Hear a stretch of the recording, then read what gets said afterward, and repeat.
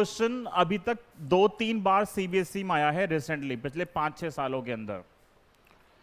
एक बार ये आया था ड्रॉ करने के लिए, ठीक है, और अभी ये सिर्फ दे रखा है, बोला है ग्राफ दे रखा है हमें, वीआई ग्राफ दे रखा है एक डिवाइस का। बोला है एक रीजन आइडेंटिफाई करो जहां पे इस ग्राफ के हिसाब से नेगेटिव रेजिस्टेंस होगा। इसमें यह क्वेश्चन भी था कि कहां तक ओहमिक कंडक्टर है, ये कहां तक ओम्स लॉ फॉलो कर रहा है। तो जब तक ग्राफ स्ट्रेट लाइन चलेगा वहां तक क्या आएगा, ओमिक। लग रहा है कुछ देख के कि कहां तक स्ट्रेट लाइन है, देखो ए तक के। ए तक लग रहा है ये स्ट्रेट लाइन चल रहा है, ए के बाद एक कर्व हो गया, तो ओ से ए तक तो हम बोल सकते हैं कि ये ओम्स लॉ फॉलो कर रहा था।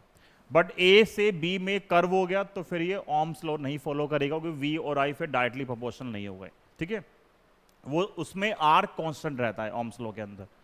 तो ए से बी में कर्व हो गया, बट ओ से लेके बी तक एक चीज हमें दिख रही है कि जैसे जैसे वोल्टेज बढ़ रही है करंट की जो वैल्यू है वो बढ़ रही है, ठीक है।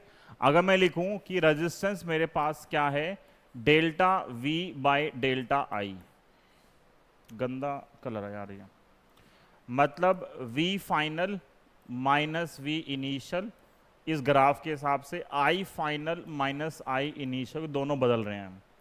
तो ओ से लेके बी तक वोल्टेज के बढ़ने के साथ साथ जो करंट है वो भी बढ़ रही है। तो ओ से बी तक जो आएगा, ओ से बी तक जो रेजिस्टेंस की वैल्यू है वो क्या आएगी, पॉजिटिव। क्यों, ये ज्यादा है ये कम, ये ज्यादा है ये कम। लेकिन अगर मैं बी से सी देखूं तो क्या हो रहा है, देखो बी से सी में वोल्टेज बढ़ रही है, लेकिन बी से सी में करंट क्या हो गई,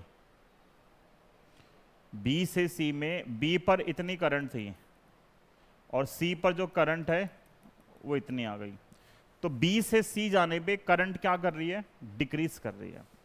तो वोल्टेज डेल्टा वी पॉजिटिव है, बी से सी के रीजन में, बी से सी में डेल्टा वी क्या है, पॉजिटिव, डेल्टा आई क्या है, नेगेटिव।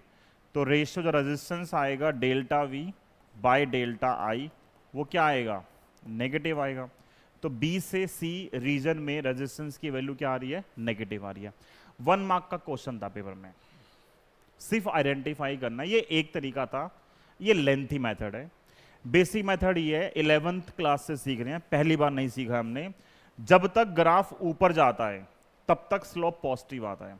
तो ओ से लेके बी तक ये जो एंगल है थीटा, ओ से लेके बी तक ये एंगल थीटा लेस देन 90 है, तो स्लोप पॉजिटिव आएगा तो आर पॉजिटिव होगा।